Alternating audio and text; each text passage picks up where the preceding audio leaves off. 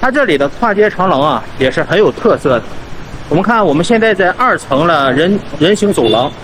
那么在底下呢，依然下着毛毛细雨，但是我们由于有了这个长廊的庇护啊，所以说根本不会被雨淋着。而且沿着长廊的街道啊，还会有很多的商铺，啊，有卖热狗的，有卖食品的，所以说俨然一副空中走廊的样子。而下面呢，就是繁荣的商业街。再次回到马卡蒂，我们继续感受这个城市。但同时不可否认的是，这次疫情给本地的经济冲击也是巨大的。尤其是餐饮业，我们可以看到附近很多餐饮业基本上没有什么人流，而右边呢也会有很多餐饮业已经黄了。所以说疫情对餐饮业的影响在哪个国家都是巨大的。它这个马卡蒂的这个天桥走廊啊，非常的长，它可以从这个商业街区的 RCBC一直顺着这个天桥走廊走到他们的商场Landmark。这个商场啊，是本地华人比较多的一个商超，也是非常大型的一个超市。我们看右手边这里啊，曾经是医院的隔离区，就是说怀疑有新冠症状的都会在这里隔离。那么现在随着疫情的结束，现在这里已经被逐步改造成了停车场。所以说这次奥克密戎啊，所以说这次病毒的变异啊，从那个新冠肺炎转变到奥克密戎，那么这个症状已经是逐渐的减轻了。我们可以从这个防疫措施就可以看到，以前呢这里是大片的隔离区，就是说所有新冠症状的人都会在这里面隔离治疗。那么现在呢，由于奥克密戎已经没有那么严重的症状了，所以说这里我们可以看到已经全部开放了，并且改成了停车场。所以说本地人民现在对疫情基本上处于一个大感冒的状态了，基本上已经没有人会继续在讨论啊，或者是说在意这个事情。它这个大型人行走廊啊，还有一个优点就是说，它会把沿街的这些所有的高楼大厦呀，全部连通起来。那么不管你是在附近的哪一个商字楼，不管你是在附近的哪一个写字楼工作，那么你都可以从2楼的这个天桥行走到马卡蒂的商业街区的任何地方。所以说这个天桥啊，给了本市的人民非常大的方便，他不用再去穿梭到人流和车流之中了，也对当地的交通啊起到了一个非常严重的缓解作用。我们可以看到这个天桥非常的长。我们看啊，为了它这边由于是天气非常的炎热，所以说本地居民在行走这个将近5公里长的天桥的时候啊，会非常的感到口渴。那么它在沿街啊就会有这种自饮水系统，那么只需要踏下这个踏板，我们可以看到这个水就可以流出来了。它这个应该是饮用水，纯净水，所以说可以直接直饮的水。好，我们接着走，看看它这里还有什么不同。它这边啊也有非常老旧的这种大厦，和香港的那种叫什么楼特别像啊，就是这种水泥墙面的感觉，有点我们80年代那种装修的风格。但是它这边的楼房啊，包括它这边的天桥啊，有机会我给你们拍摄一下它这边的天桥。哇，那个桥墩啊非常的粗壮啊，而且他们的那种长挂车也会去天桥上去跑的。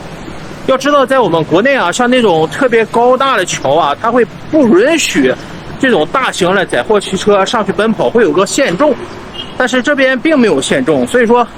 它的这个桥梁啊设计的必须非常的粗壮。曾经有一个老华侨跟我说他30多年前啊来到了菲律宾，他看到的就是这个景象。那么30年之后，我们再次来到菲律宾，看到的还是同样的景象。我们可以看到啊，外面已经下起了小雨。那么正是因为有了这个天桥的庇护啊，所以说像我这种并没有带伞的人，也可以直接从 RCBC 行走到它这个兰德玛克超市。所以说，这个人行天桥真的是非常方便的。它的方便在于啊，它不是只有一段，而是可以直接从一个商业中心连到一个超市区。这你能受了吗？这个真的是太方便了。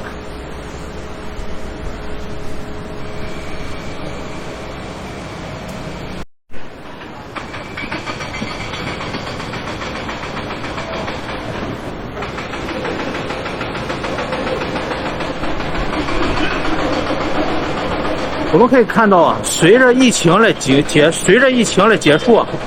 整个商业气氛又红火起来了。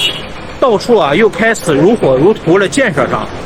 所以说菲律宾应该来说是很有发展前景的这么一个国家，因为它的人口啊有3亿多人，而且这3亿多人年轻人占的比重非常的大。因为本国没有计划生育政策，所以说他们生下来的孩子一旦怀孕就必须生下来，所以说他们的人口非常的年轻化，而年轻化就代表了劳动力的增强，所以说本地的劳动力非常的多，而且这边的工资相对也是比较低廉的，所以说很适合，很有发展前景。很多人问我说是菲律宾现在适不适合投资，其实现在啊，在我看来正适合投资。因为什么呢？因为它这边的疫情刚刚结束啊，很多人没有挺过这个疫情，所以说沿街的商铺啊，有很多是曾经在疫情之前是一铺难求的。那么现在呢，由于疫情的原因，很多商铺都已经关门倒闭了。正是你现在过来租商铺，无论你是做些什么小买卖啊，正是合适的时候。要知道，曾经这个地角啊是不可能有空出来的商铺的，但是现在已经有很多商铺空出来了。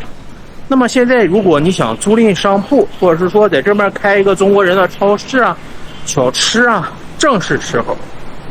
而且现在的租赁价格并不是十分昂贵，因为国门刚刚打开，我们大部分的中国人啊，甚至其他国家的人啊，还没有大批量的涌进来。那么在大家都在观望的时候，这就是最好的机会。如果你能把握住这次机会，在这边沿街租下一个旺铺，那么这很有可能就是你梦开始的地方。我们现在已经啊从 RCBC 的商业区一路沿着这个行街天桥一路走到了他们的这个商业区，也就是说这里面各种 shopping mall。由于今天是阴天下雨的关系啊，所以说天气不是很热相对来说感觉很舒服。而且我们的优势是我们走了这个行街天桥，如果我们在底下车流中穿梭的话，不但很耽误时间，很热，而且很远。所以说如果有来马卡蒂的小伙伴，我建议大家走这个行街天桥，它的起始点是 RCBC， 它的终点是 Landmark。